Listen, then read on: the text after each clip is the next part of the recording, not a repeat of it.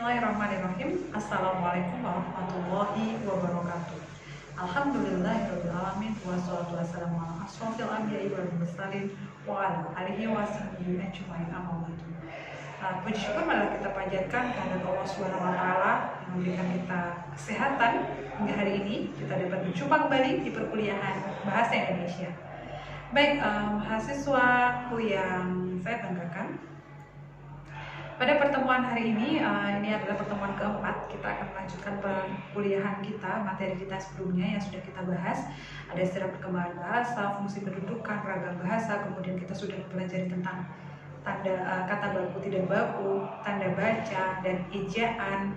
Nah, sekarang kita akan belajar tentang proses pembentukan kata dan proses pembentukan kalimat. Ya, yang mana ini sebenarnya ada cabang ilmu bahasa yang sudah kita bahas di pertemuan pertama, yaitu ada cabang sintaksis dan cabang morfologi. Ya, kalau sintaksis ini sudah ke kalimatnya, kalau morfologi ini masih ke pembentukan katanya ya. Nah, di sini tentu teman-teman harus memahami tentang jenis-jenis imbuhan, yang mana setiap imbuhan ini pada dasarnya memiliki makna yang berbeda ketika bertemu dengan kata yang lain, gitu ya. Nah, di sini ada imbuhan asli, awalan atau prefiks, kemudian ada infiks, sisipan, dan akhiran atau sufiks. Ada contohnya banyak sekali ya, dan ada juga imbuhan asing. Ada isme, kemudian isasi, dan lain sebagainya. Ada juga imbuhan daerah, tuna, nara, catur, sapta, panca, dasa. Ini merupakan imbuhan daerah. Serta ada klitik. Klitik di sini yang menyatakan milik, yang artinya milik itu ada ku, mu, nya, kau ya, dan lain sebagainya. Nah, kemudian di sini juga ada imbuhan asli.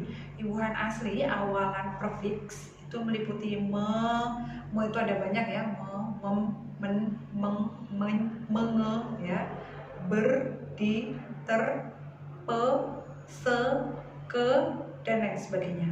Kemudian sisipan ada dan ya, ini biasanya yang pada nggak ngerti ini nih di sisipan gitu ya. Di sisipan ini contohnya seperti gigi mendapat sisipan menjadi geligi. Nah, seperti itu. Sisipan itu seperti itu, di tengah gitu ya. Baik, kemudian ada akhiran, sufiks, contohnya kan, i, nya, wi, wati, ya, wan, dan sebagainya. Ada awalan, ya, awalan. Baik, kemudian ada akhiran, sufiks, contohnya kan, i, nya, wi, wati, ya, wan, dan sebagainya.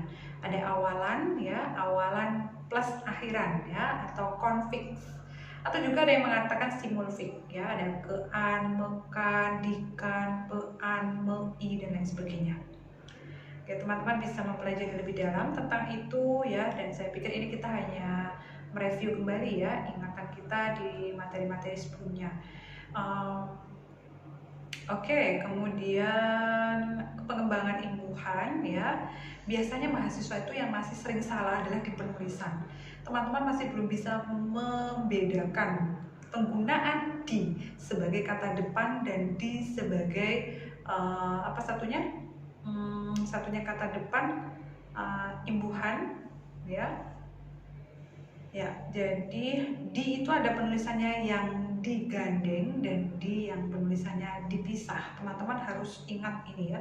Menulis apapun itu harus ingat aturan ini. Di yang dipisah adalah penggunaannya untuk menunjukkan kata tempat. Contoh, di kampus. Di kampus penulisannya harus dipisah. Di spasi kampus. Bukan di kampus digandeng ya, karena kampus ini menunjukkan kata tempat.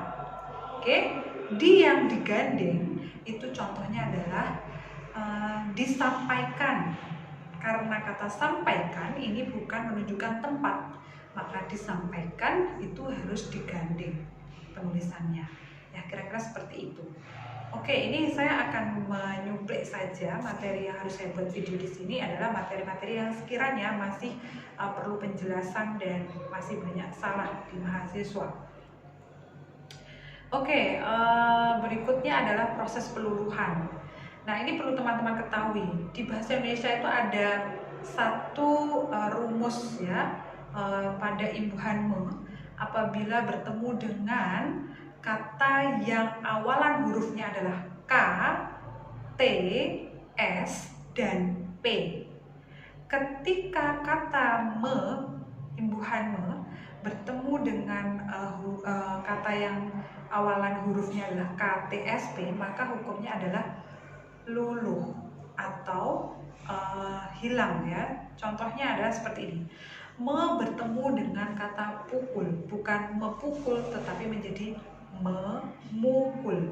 P-nya luluh atau hilang, berubah menjadi. Baik, selanjutnya kalau tadi adalah huruf P, sekarang kalau contohnya ketemu huruf T ya, me plus traktir ya, menjadi bukan metraktir tetapi menjadi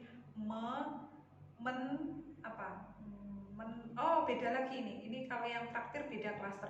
Kalau klaster kata yang diawali dengan dua konsonan, maaf, contohnya adalah traktir T dan R, maka hukumnya bukan mentraktir tetapi menjadi mentraktir karena dia dua konsonan yang beriringan ya. Tapi kalau dia tidak dua konsonan tapi me bertemu dengan KTSP tadi, hukumnya langsung luluh ya. Jadi contohnya adalah me bertemu dengan P, mepotong, bukan memotong tapi memotong. Ketemu dengan S, bukan mesapu tetapi menyapu. Ketemu dengan T, tutup ya, bukan metutup tapi menutup. Ketemu dengan K,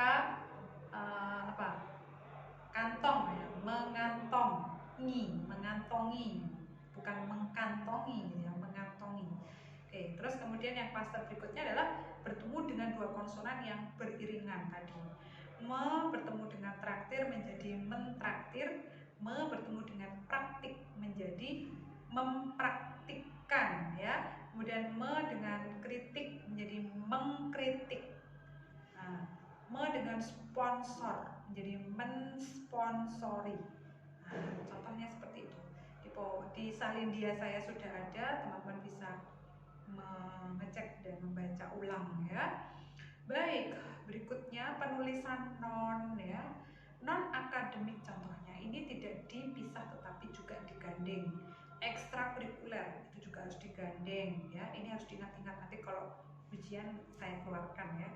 Oke, kemudian imbuhan daerah. Penulisan pasca itu juga tidak dipisah. Pasca panen itu penulisannya digandeng. Pasca sarjana itu juga digandeng dan lain sebagainya. Itu masih sering bingung ya mahasiswa dan masih salah. Kemudian penulisan huruf kapital pada nama tempat di contoh batik Cirebon. Batik Cirebon, J-nya besar.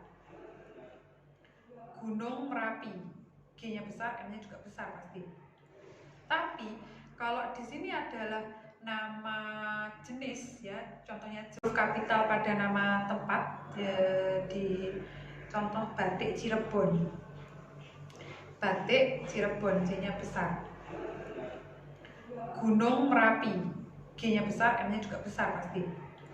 Tapi kalau di sini adalah nama jenis ya, contohnya jeruk Bali, maka yang kapital ya J-nya saja, B-nya tidak perlu besar karena Bali di sini bukan menunjukkan letak geografis, melainkan hanya menunjukkan ini varietas atau jenis buah, nama buah ya, jeruk Bali, jeruk Mandarin, pisang Ambon. Nah, seperti itu. Nah, kemudian kira-kira mungkin itu, dan ada jenis frasa juga. Ada frasa verba, frasa nomina, frasa adjektiva, adverbia, preposisional. Di sini juga sudah saya jelaskan. Ya, kalau frasa itu adalah gabungan dari dua kata yang menduduki satu fungsi yang sama ya. Ada frasa eksosentrik, endosentrik dan lain sebagainya. Di sini juga sudah saya jelaskan. Kemudian ada gabungan kata bukan frase, yaitu gabungan kata-kata majemuk ya. Contohnya kambing hitam, banting tulang, ini merupakan jenis kata jemuk. Ada kata jemuk, ada kalimat majemuk, teman-teman harus bisa bedakan. Kemudian kata baku kemarin juga sudah saya bahas sedikit ya tentang penulisan apakah apotek atau apotik yang benar. Yang benar adalah apotek, bukan apotik ya, karena ada apoteker, maka penulisannya apotek. Analisa atau analisis, ya yang betul adalah analisis, bukan analisa dan lain sebagainya. Teman-teman tentu sudah bisa memahami. Kemudian ini ada tugas untuk Anda semua. Yang pertama adalah silahkan Anda baca artikel jurnal ilmiah dari Google ya, Anda cari gitu, Anda unduh satu artikel yang berkaitan dengan bidang Anda masing-masing. Kemudian silahkan Anda analisis penggunaan frase ya yang terdapat dalam artikel tersebut ya, dari makna imbuhan pada setiap frase yang ada dalam artikel tersebut. Secara lebih jelasnya nanti akan perjelas di grup kelas Anda masing-masing. Terima kasih atas perhatiannya. Ada kurang lebihnya saya mohon maaf. Semoga bermanfaat. Bila taufiq wal hidayah. Wassalamualaikum warahmatullahi wabarakatuh.